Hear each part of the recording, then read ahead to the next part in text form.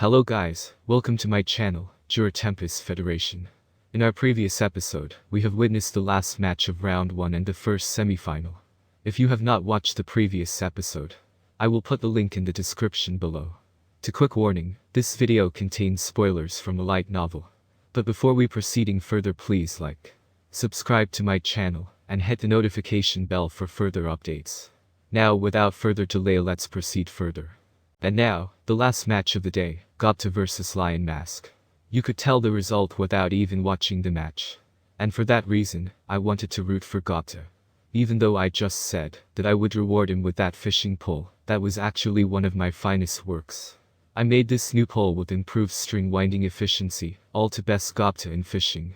No way I was just giving him that for free.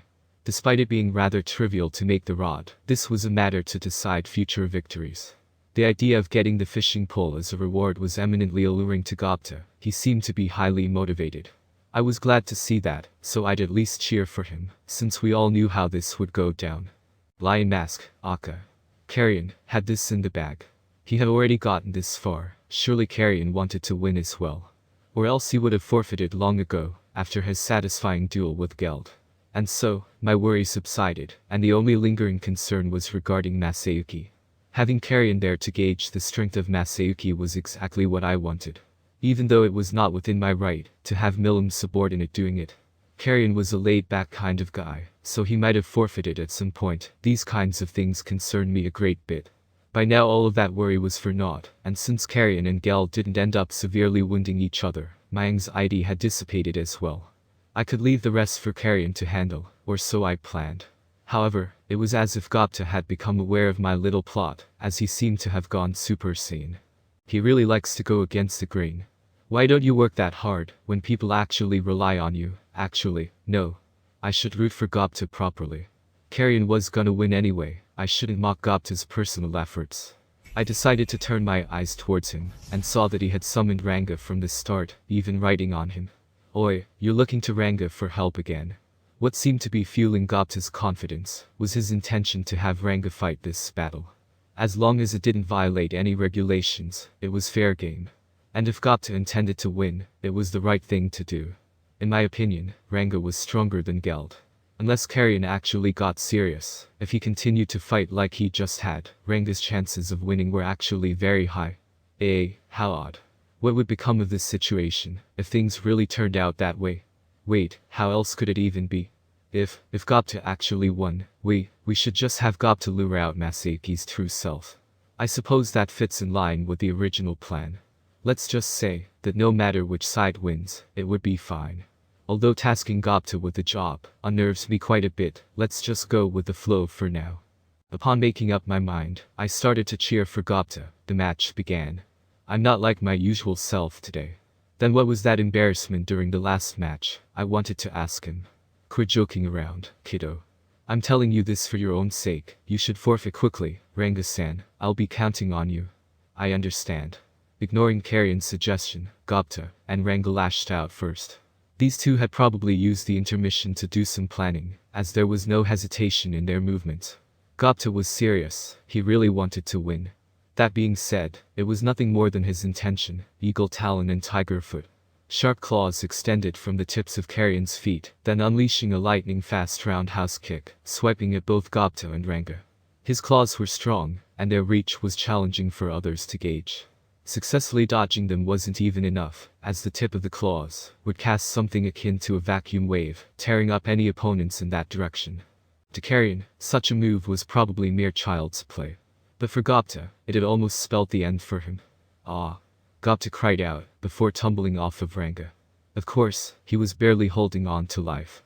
Datta was reduced to clumsily crawling away, trying to sneak out of Carrion's line of sight. No one here was entitled to laugh at him, despite the audience apparently finding it amusing, but that was because they didn't have the faintest idea of just how terrifying Carrion was. For the mere act of confronting him face to face, Datta's courage was commendable. And Carrion also chose not to pay attention to the fleeing Datta. Actually, he couldn't exactly spare any of his attention. Ranga, without Datta riding him, was now relieved of the weight on his back, and went on to take a big bite out of Carrion. At the time, Ranga had transformed to the size of a large canine, yet his teeth and claws were nonetheless, still razor sharp. Carrion sacrificed his left arm to Ranga's fangs, and used the leverage to slam him firmly on the ground. However, Ranga wasn't about to give up either. He turned around, and slipped away after the impact. Oh, that wolf sure was something. Right, to my memory, isn't the most evolved version of the dire wolf only around rank C? That must be the monster mentioned by Kai-san. Though, is it really a dire wolf? Ranga's movements had people in awe, and the crowds began to rile up. Among them were some folks with more pertinent knowledge, which had led to people speculating about Ranga's actual species. Indeed, he is actually a Tempest star wolf, a rare, special rank A monster, far from your average wolf, I answered internally. Stampede of chaos. Carrion had struck. He concentrated his fighting spirit before raining down volleys of attacks from midair. You would normally be able to flee with sufficient free space, but this was a stage, and escaping would mean stepping out of bounds. So you could only sit and take it, or so Carrion thought. However, it turned out that Ranga decided to bolt out of the ring without a moment of hesitation. What? Carrion exclaimed. He must not have expected Ranga to forfeit and turn tail right then and there. Perhaps he was simply too shocked to react, but for a second, there was an opening on him. Now? It was Datta. At the same time, a dark shadow emerged. It was Ranga, the same Ranga who had just dashed outside of the ring, suddenly emerged from Datta's shadow as if nothing had happened. Weren't you just out of bounds? Carrion shouted, but Kufufufufu, summoning him again does not violate any rule. Diablo cut him short. This was a total misstep on Carrion's part. It's true that Ranga was much stronger than Datta, so naturally, Carrion would have paid more attention to Ranga. But the contestant was Datta, and as long as he didn't step out of bounds, the match was not forfeited. And cunning as Datta was, he fled near the boundary line from the start of the match, which was just what he had planned. Pretending to be a lame duck was also a part of his plan. All of this out of his greedy fixation on winning the match, by any means necessary. The tide of battle had now been turned, as Ranga's fangs scraped past Carrion's head. He attacked when Carrion was least prepared, yet that guy managed to dodge the impact by a millimeter. Actually, that wasn't true. Carrion, despite narrowly avoiding the strike unscathed, was pressing his hand on his mask. Ranga's ploy had met its mark. He had successfully damaged Carrion's mask. Carrion must have seen this angle of attack coming from the very start, which was to be expected, considering Carrion was on guard the entire time. However, he must have also been confident in his ability to take on whatever was thrown at him, if he avoided a direct hit. He didn't go for messy dodges, but instead maintained balance in his body, and chose to use a crouch stance, in order to convert defensive action into attacks. To a ruler such as Carrion, such a choice wouldn't cause much harm regardless. He always had a carefree attitude and fought with the prowess of a king. That's just the way Carrion thought, for which he also had the strength to back it up, so there was no reason why he shouldn't do the same during this sneak attack. However, Ranga's attack was not meant for Carrion in the first place. It was aimed at the mask on his face. Carrion chose to dodge in close quarters due to his unusually good instincts, and prevented himself from getting harmed. Actually, his reflexes kicked in and he did it accidentally, which was why Ranga managed to cut open the mask with his claw. Datta cracked a cunning smile. Alright, all according to plan. He shouted excitedly and raised his Kodachi to launch his giant icicle lance. Here I come. Smartest. Datta's goal seemingly wasn't to defeat Carrion physically, but instead to take off his mask. Upon realizing this, Carrion continued to fight with both hands covering his face. That afforded Ranga the opening to attack at will. It was as if both of Carrion's hands were tied, making it extremely difficult to handle Ranga. As such a dirty tactic. This is such a despicable way to fight. Fight seriously now. The audience began to complain. But Datta didn't mind at all. Shut up already. In this world, the winner is always right. Rimuru-sama used to say so too. He responded righteously to the audience. Please don't drag me into this. It should be expected from someone wanting to be among the 4 heavenly kings under the demon lord. He doesn't even feel shame when making use of such tactics. That's right, and not only that, he even seems to feel himself being pretty justified in doing it.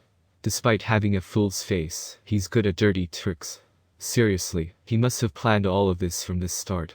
Apparently it was the demon lord's idea. Look at his stupid face, there's no way he's that smart. How terrifying, a demon lord that manipulates 4 heavenly kings like pawns. Why am I being judged? I don't want any 4 heavenly kings that can't think for themselves, yet the audience can't read my mind. How sad. The situation had flipped in Datta and Ranga's favor. In the end, Carrion stepped out of bounds voluntarily and concluded the match. Damn it, I only lost because of your scheme.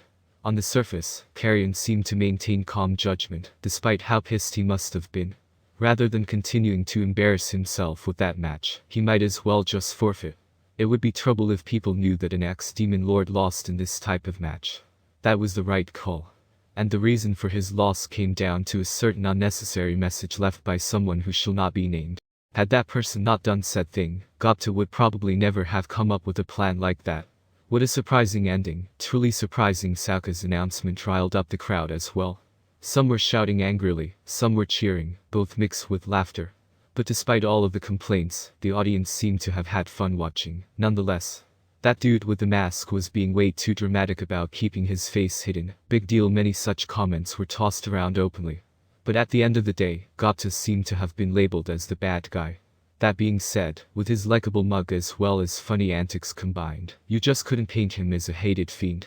All in all, the people in the audience were all very satisfied. The duel between Geld and Carrion was commendable enough. Datta, on the other hand, would probably be lauded for his interesting behavior. This was a world heavily lacking in entertainment. As opposed to the heavily regulated tournaments in Ingratia, plenty of bizarre things were happening in our kingdom's tournament, which seemed to be more attuned to capturing the hearts of the audience. This was in spite of our matches being in a state of complete disarray by comparison, but the result was plenty interesting. Afterwards, you participated in the fights without my permission, therefore I'm disallowing you to stay in my shadow as punishment for now. Ranga came back wagging his tail as I was announcing my judgment to him. He had apparently anticipated that I would praise him, but instead was shaken by my verdict. I'm the one who should be asking why you thought that I would praise you. However, looking into Ranga's sad puppy eyes, my heart inevitably started melting. Ranga, although I just said that I would punish you, this will be moderated depending on the result of tomorrow's final. You have to work hard from now on. After all, you were considered a summoned beast. You must listen nicely to Datta's commands and not overdo things. I understand. Ranga was good friends with Xian, and would sometimes take things too far when heated. If I didn't warn him now, I feared that he would cause some major trouble the next day. As long as he remembered that he was still Datta's summoned beast, then there should be no issue. He at least wouldn't do anything too excessive to Masayuki. Datta, you and Ranga need to work hard together during tomorrow's final. Yes sir. Now I could rest assured. Datta would do his job tomorrow and help me evaluate Masayuki's true strength. Since the worst case scenario would be Ranga showing off his actual abilities in front of the crowd and still losing to Masayuki. That would end in me getting forced on stage, by which time it would be difficult to resolve things through negotiations. Staying in the dark about Masayuki's abilities was worrisome, but if possible, I would like to avoid conflict. If Datta and Ranga achieved a clear victory, the issue would be resolved. In any case, everything would be determined by tomorrow's final showdown. That's it for today guys. See you next one. For further more update please like, share and subscribe. And do not forget to push notification bell.